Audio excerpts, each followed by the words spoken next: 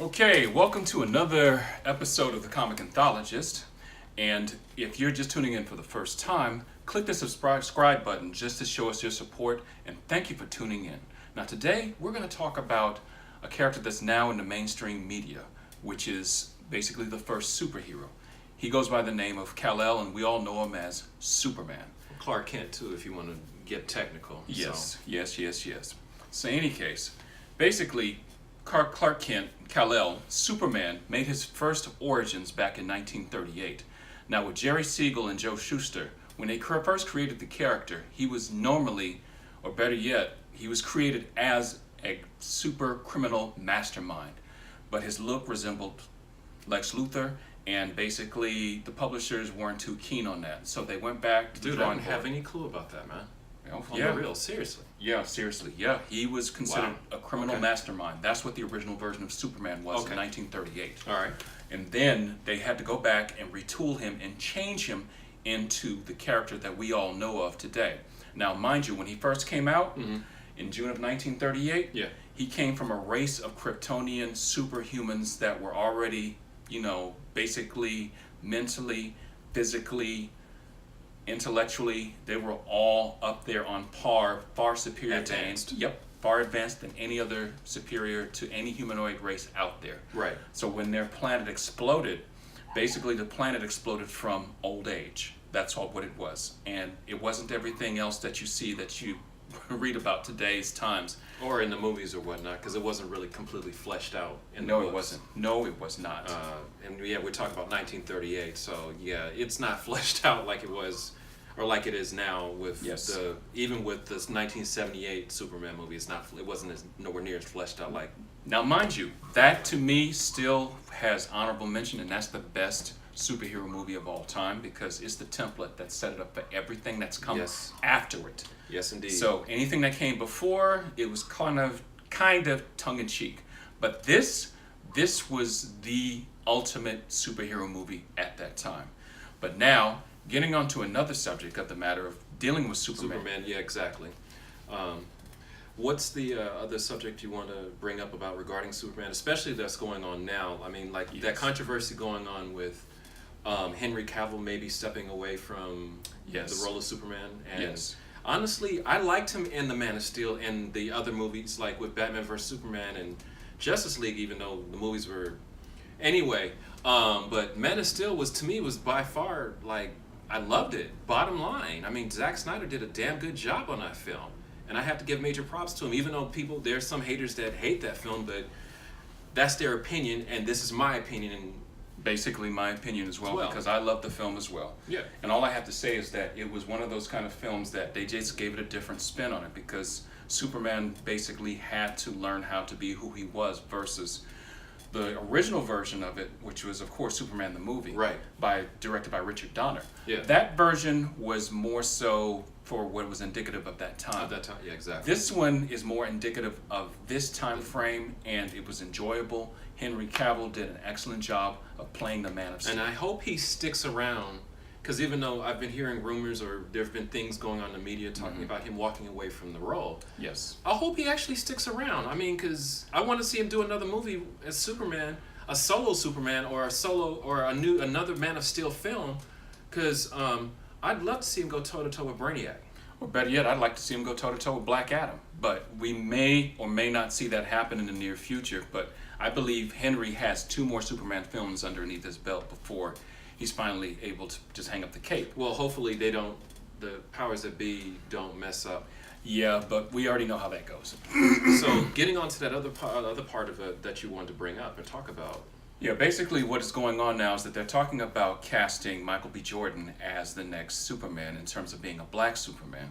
Now, mind you, black Kryptonians didn't make their first appearance until Superman Volume 1, number 234, and then the origin of their island or where they came from was Vathlo Island, which is about the size of Australia, on Krypton before it exploded. And they were a far more advanced nation on that planet. And think of it as the Wakanda of Krypton. Yeah.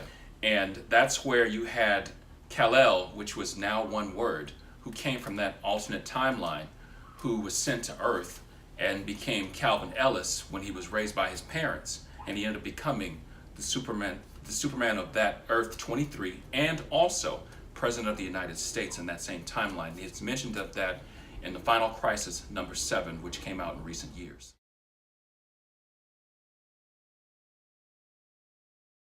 And also too, I also want to comment too, like with the Earth 2 comic book that came out on with the onset of the New 52 some years back, like basically 2011, 2012.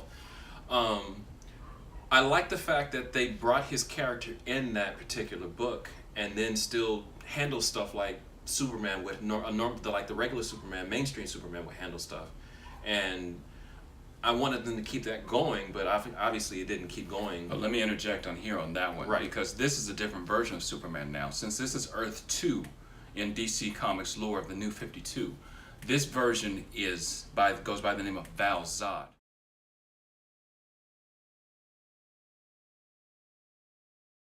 And he was one of 4 Kryptonian children that was put in escape pods to escape Krypton when it exploded. Now, mind you, in the original version of the Superman lore, only Kalel was the only one to escape when it exploded. Wow. But this time, Laura and Jor-El decided to go ahead and save not only just Kalel, but Val-Zod and 2 other children. And it was Val-Zod, and I believe it's his sister, but I'm not sure. I have to go back and take a look at it.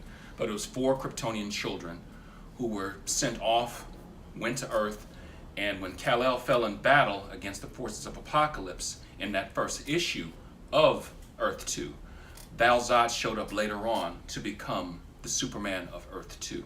And so, which lies into the next final bullet point, is basically the talk of Michael B. Jordan becoming this new Superman in the cinema. So I figured we'd talk about and bring viewers up to speed on that. Yes. Because a lot of people would look at that like, but no, I think that would be workable or feasible as long as they have a tight script and a tight story for him to act off of. I think it would do well. Well, my only objection to that is that I'm not knocking diversity in superheroics. I'm not knocking diversity at all in terms of changing up the color scheme for the Man of Steel. But however, I think for me, it's Warner Brothers trying to do a cash grab and bank on Michael B. Jordan's success from Black Panther and the other recent films that he's done as of late to basically bring things up to snuff with their films. Right. Now, mind you, I'd love the way how they're like, okay, let's think outside the box and do something different. Right. A lot of people are not going to be acceptable to that change. I am, but the next person, here.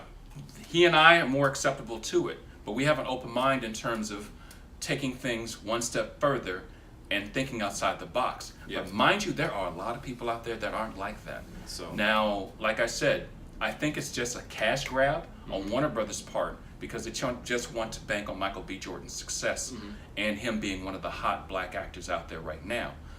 So that's just my opinion.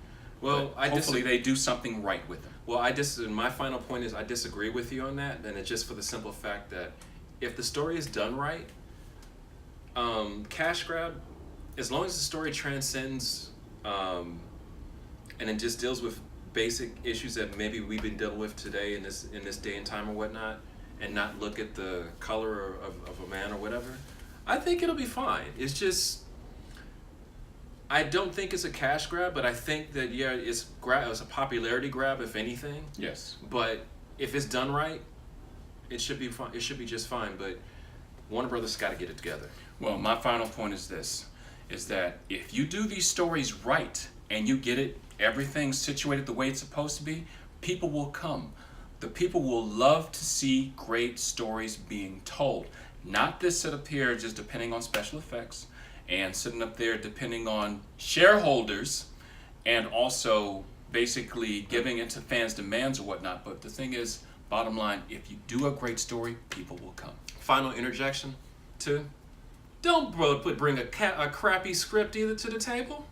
If you bring a crappy script to the table, I'm sorry, it'll kill it before it even gets a chance to set sail. Exactly. Okay, this is the Comic Anthologist. Thank you for tuning in, and we hope to see you soon.